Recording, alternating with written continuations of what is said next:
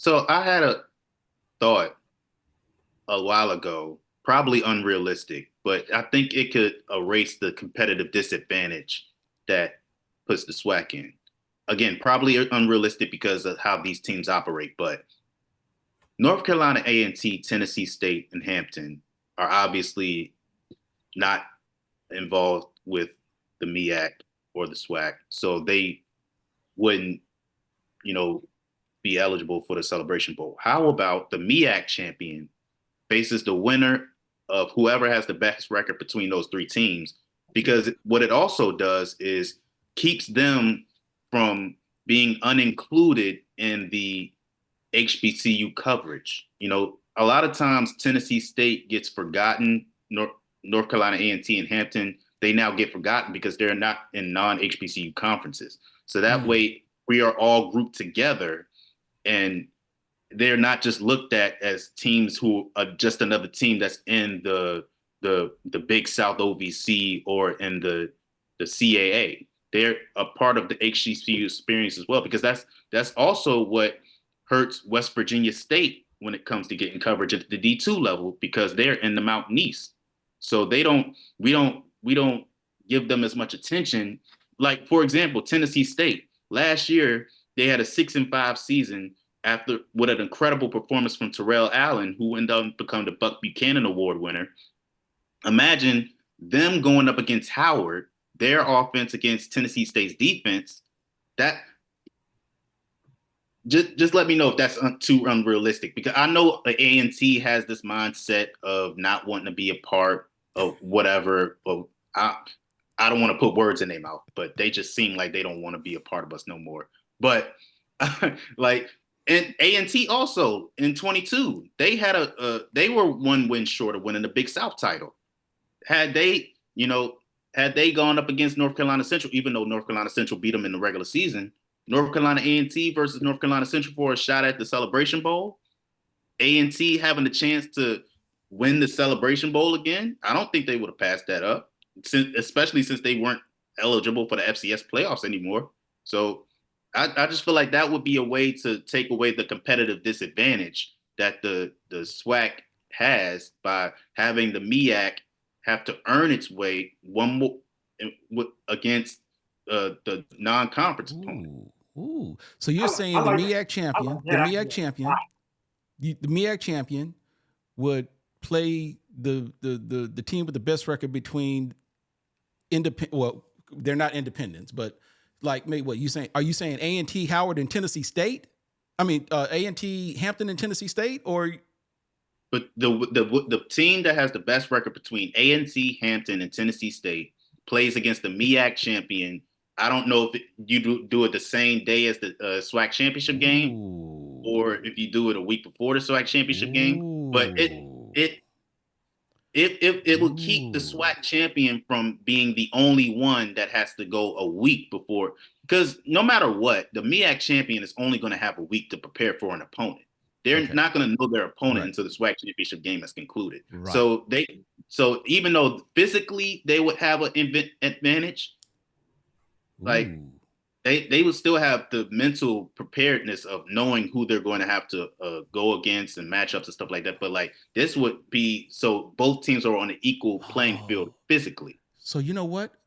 So now here is, because I was thinking you couldn't make it an elimination type situation, because again, the MEAC and SWAC are contractually obligated to play in the Celebration Bowl. But you know what? Tennessee State, A&T, and Hampton, maybe this is an opportunity to get you a last chance postseason classic game against the MEAC champion. Maybe there's a revenue opportunity there. The MEAC finishes its regular season, still got some time to play. Tennessee State, A&T, and Hampton will likely be finished with their regular season because they don't necessarily play. They typically will align their schedule with the FCS playoffs to pretty much conclude. And who knows? Maybe there was a promoter out there. Maybe you can play a game that's regionally, I don't know, maybe somewhere in Nashville or in Charlotte, to where that's not that big of a distance or drive from those two schools, right? The MEAC champion plays in a game. Maybe that's a postseason classic game. Again, it doesn't necessarily have any bearing, but it might be a revenue opportunity for you, an additional game, knowing that you still have an automatic bid or an invite to compete in the Celebration Bowl. That's not a bad idea, Jarrett Hoffman. It's actually a great idea, honestly. Oh my goodness. Yeah, because because you think about it, I'm so surprised. because when you jump. Hey man, look, we always, Kendrick and I talk about your brilliance all the time, by the way, just so you know. So no, man, no, that I think that is an idea that, I'm sure there are probably some that would him and haw and say it's not necessary and so forth. But man, I think it's put like this. It may or may not happen, but I don't think it's an idea that's just far fetched.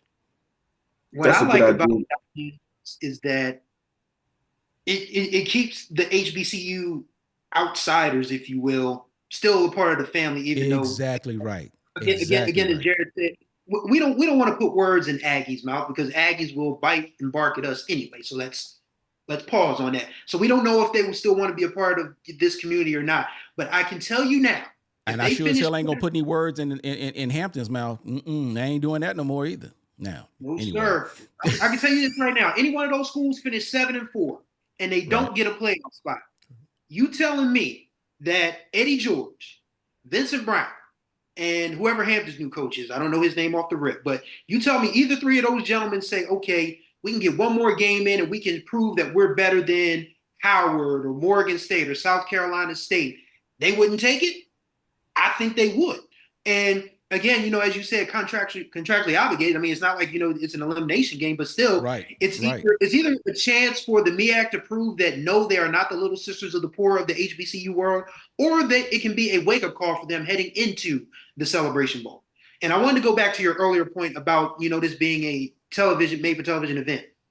We've heard too many complaints of empty seats over the years in various sports. And I feel like that's why keeping this thing on Saturday is the best bet, because everybody can get there on a Saturday. I mean, if you put the Celebration Bowl on a Wednesday or Thursday, you're looking at probably maybe 15,000 people in a 70,000 seat stadium. And that is just going to look good on television. I get it. And it's not a good look. I get it. It won't be a good look.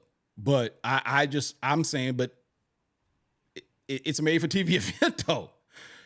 So if you get 15 or 20,000 people in a 70,000 seat facility, like you said, but if it results in more people watching the game on TV, is that not in ESPN's favor? Is that not justification for them to say, okay, you know what? Once we get to this contract, time to renegotiate, or if we want to continue to keep this bowl game going, that could possibly be somewhat of an incentive to say, you know what? Okay, we get this game, we put it on a weekday.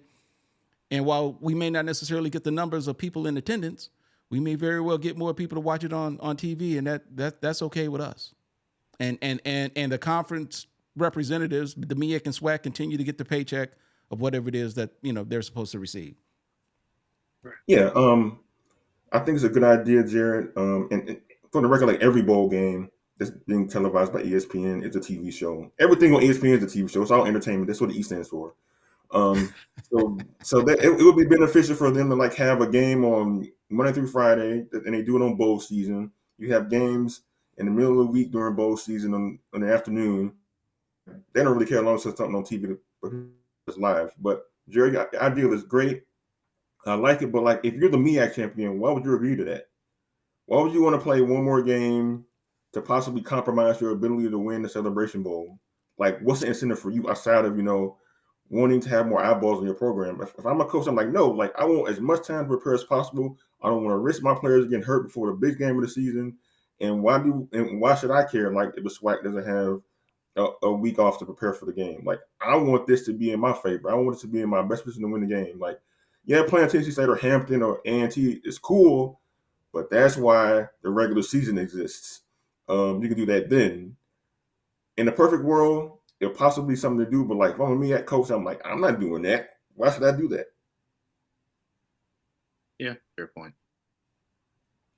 Oh, you have no answer for that? Don't let Kendrick bully you, man. Nah, I ain't gonna.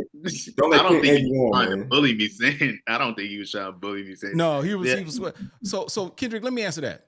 I think the incentive would be, depending on how the particulars are aligned and who does. It's another game check.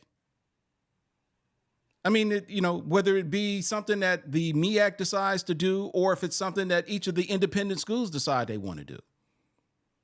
There's a part of me that thinks, the schools wouldn't, if it means playing an extra game, and if it means playing it within that time frame that the NCAA allows a team to play a full regular season, because again, there are some conferences that just don't, obviously, like, the Ivy League, for instance. The Ivy League plays a regular 11-game season, but they just say, you know what, we ain't got time for the NCAA playoffs. Now, that's a discussion in and of itself, because the Ivy League, they're about academics, but they're about business too, because if you notice, they won't send a team to the NCAA, to the FCS playoffs, but they sure will send a basketball team to the NCAA basketball tournament. I wonder why. Because they know the damn FCS playoffs don't make money. And they ain't dumb. So they all about the business of athletics. They know about that. So that's just the point. But in the case of the MEAC, I just think that it's another game check. It's or for the, whether it be an agreement with the MEAC, or whether it be an actual agreement between the three teams involved, in which the best team of those three with the best record decides that they want to play against the MEAC champion. That's an extra game check. And I'm sure, with expenses, if you make it worth their while to play, I think that's something that's worth considering. So to answer your question, Kendrick. So you're going to put the game on, you're going to promote it, you're going to run it? I didn't say I was going to do it. I'm just simply answering your question. You wanted to know what would be the incentive for the MEAC to do it. Why would somebody? I answered your question. Yeah, so, I get that. Here's another thing. You're going to draw up a contract, you're going to set up the ESPN, you're going to play this game after the SWAC championship game. Shoot, we could put it on HBCU Go. Did you say after the SWAC championship? What is the SWAC championship? After the MEAC champion is crowned. Okay, what's wrong with that? Nothing. I'm saying, like, are you going to push for that? I'm not going to do it. I'm just saying it's a good idea, worth considering. There's another interesting point that someone made on social media, that with 6 teams, it feels like a long shot, but a MEAC championship game, I don't think would hurt necessarily, because if you look, if you think about the top 2 from last year, you had Howard absolutely DDT'd North Carolina Central through the turf of Green Stadium, and I guarantee you Trey Oliver would have wanted another shot at them, and those 2 teams finished 1-2. So you're telling me that if in let's just say a 6-5 Howard versus a 8-3 A&T one more time in 2023, and you could put that in the middle somewhere. You could put that either at Norfolk State at Dick Price Stadium, or you could put it, somewhere. You could use Durham County Stadium if you wanted to, for crying out loud. If you put a MEAC championship game between the top 2 teams for 2023, you think that wouldn't be something that would take away from the SWAC's disadvantage, and be another reason, another cause to make some money for the conference? I feel like it's far fetched, but if there's a chance that the MEAC expands, or one or both of the previous members, as my mentor and former Delaware State Sports Information Director Dennis Jones like to say, leave the light on for. If they decide to come back, we could have a MEAC championship game. Or if one or two of the CIAA schools come up, bam, you could put 4 on one side, 4 on the other side.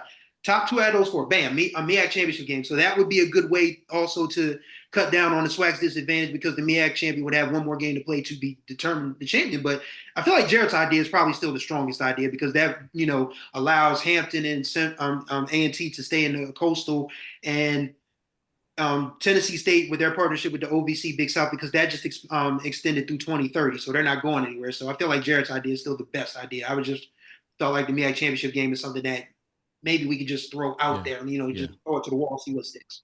Yeah, but I think, and also look at what the biggest complaint was last year from Eddie George about Tennessee State, was about fan engagement, about the low attendance.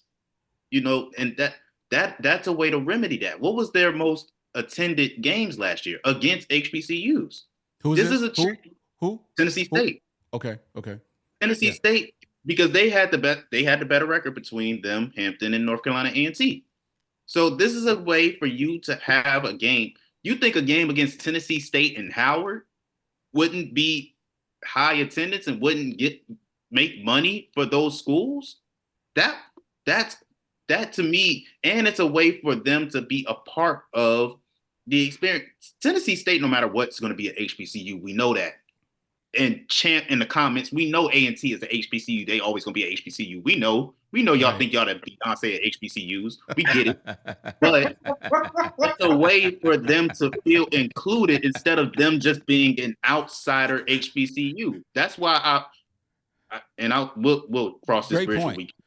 Hey, but, I move right now that we call this the Jarrett Hoffman Football Classic. Oh, don't do that. Don't do that. I'm telling you, bro. To you promoters with a little money, the Jarrett Hoffman Football Classic, and you make sure you get that brother some money. Man, Kendrick, you and that cheap internet again. Man, bring your butt back in here. Anyway, this is the Jarrett Hoffman Football Classic featuring the MEAC champion, North Carolina A&T, Tennessee State, or who was the other one? And Hampton. I'm good for it. Hey, and y'all make sure y'all break Jarrett off a piece of the action.